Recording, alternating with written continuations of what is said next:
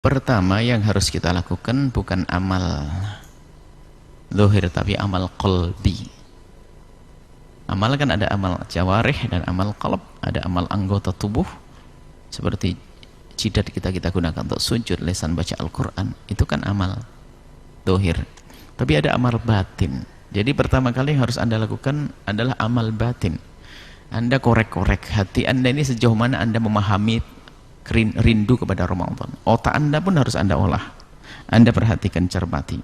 Sejauh mana Anda memahami tentang Ramadan, keagungan Ramadan, kemuliaan Ramadan.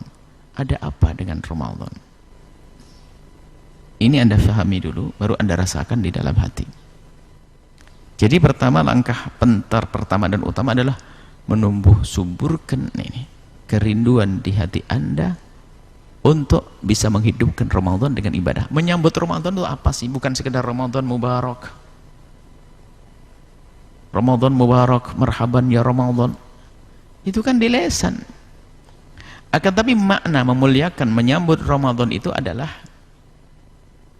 hak-hak Ramadan itu yang dipenuhi.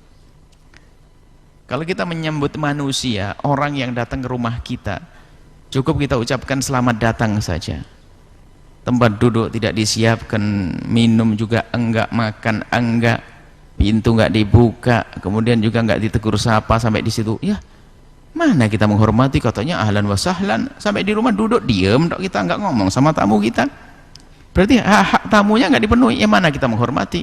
Kalau kita menghormati tamu, kita datang, kita sambut, kita dudukkan tempat yang tak layak, kita siapkan minuman, makanan, kita ajak ngobrol, berbincang, tampakkan kalau kita senang dengannya. Itu kan kalau kita menyambut manusia begitu. Dan begitu juga kita menyambut bulan Ramadan, jangan hanya sekedar Ramadan Mubarak, marhaban ya Ramadan. Waduh, membuat macam-macam cerita tentang Ramadan, tapi di saat Ramadan masuk tidak memberikan hak-haknya.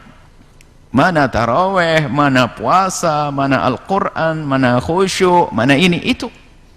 Dan itu semua ada hubungannya dengan yang kami sampaikan tadi, memantapkan hati di saat menghadap Ramadan, sehingga Ramadan hanya bukan sekedar momen untuk kita itu eksis di media sosial, hanya pengen tampak saja di media sosial.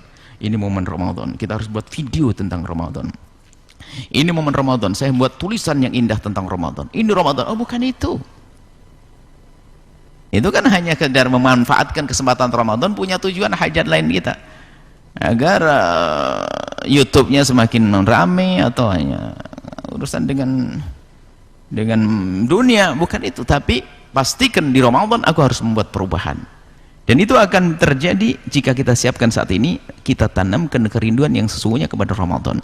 Kemudian setelah tertanam di hati atau subur hati dengan kerinduan Ramadan, baru setelah itu Anda merencanakan langkah-langkah untuk menyambut Ramadan. Misalnya kita sudah mendiskusikan bagaimana nanti tarawehnya, kemudian juga puasa, kemudian Al-Quran dipersiapkan untuk membaca Al-Quran di mana. Ini kita membuat jadwal-jadwal yang luar biasa untuk Ramadan dan diamalkan seperti itu.